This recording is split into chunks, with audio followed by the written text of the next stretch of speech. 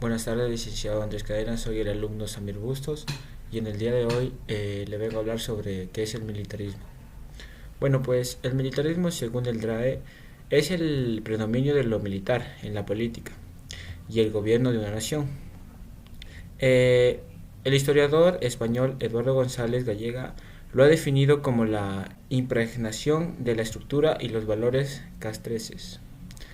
¿Qué significa castreses?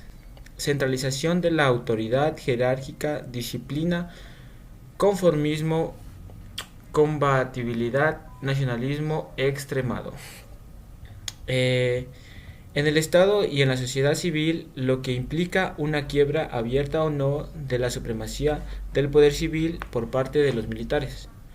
Su posición más extrema sería el pretorianismo, es decir, la insubordinación e influencia inmoderada del ejército en la toma de decisiones políticas. El militarismo tiende a ser definido en oposición directa con los movimientos por la paz de los tiempos modernos. Históricamente, el término se utilizó haciendo referencia a estados específicos. Estos llegaron a ser Esparta, el Imperio japonés, el Imperio británico, Estados Unidos, el Imperio alemán y la Alemania nazi, el primer Imperio francés, la Italia fascista, la Unión Soviética, Irak bajo Saddam Hussein. Un caso específico sería el de Tailandia. En el Reino Unido y en Estados Unidos desde los fines del siglo XVIII después de Cristo hasta hoy. Casi siempre fue un civil el secretario de guerra y el primer lord de almirantazgo o secretario de marina. Una forma de medir el militarismo es el porcentaje de Producto Nacional Bruto que en un país emplea gastos militares. En 2001, Corea del Norte tenía el máximo porcentaje de inversión militar, con un 31.3%, seguida de Angola, con un 22%. Le seguía Eritrea, con el 19%, Arabia Saudí, el 13%, Etiopía, 12.6%, Omán, 12.2%, Qatar, 10%, Israel, 8.75%, Jordania, 8.6% y las Malvinas 8.6%.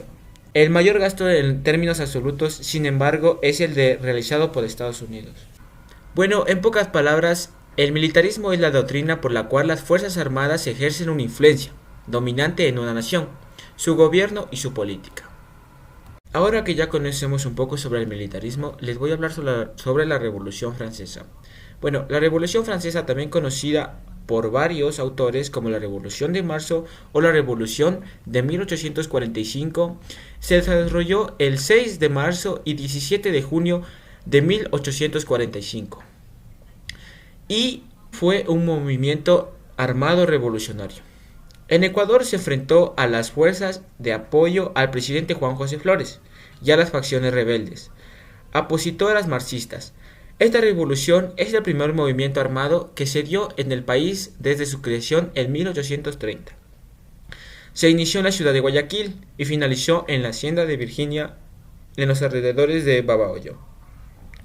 Este fue un levantamiento en el puerto principal en contra de las fuerzas de Flores, quien casi al terminar su periodo quiso modificar la constitución para quedarse más tiempo en el poder. Flores fue destituido. La revolución se inició el 4 de marzo en Guayaquil debido a una mala administración del general Juan José Flores, en calidad de presidente de la nación. Los personajes principales dentro de la organización del movimiento fueron Vicente Ramón Roca, Diego Noboa y José Joaquín Olmedo. También se encuentra la figura de Vicente Rocafuerte, aunque varias veces hubo diálogos entre él y Flores y repetidas ocasiones hubo alianzas entre ellos. Esta revolución es el primer movimiento armado que se dio en el país desde su creación en 1930, en el cual Flores fue destituido. Después de la derrota que sufrieron las fuerzas floreanas bajo el mando de Carlos Green en Hacienda de la Elvira, Flores tuvo que rendirse tras la creación de un gobierno provisional en todo el país, que desconocía su autoridad por medio de golpe de Estado. Finalmente, el 17 de junio se firmó el trato, por lo cual quedó oficialmente asentada capitulación de Flores y Marsicaria.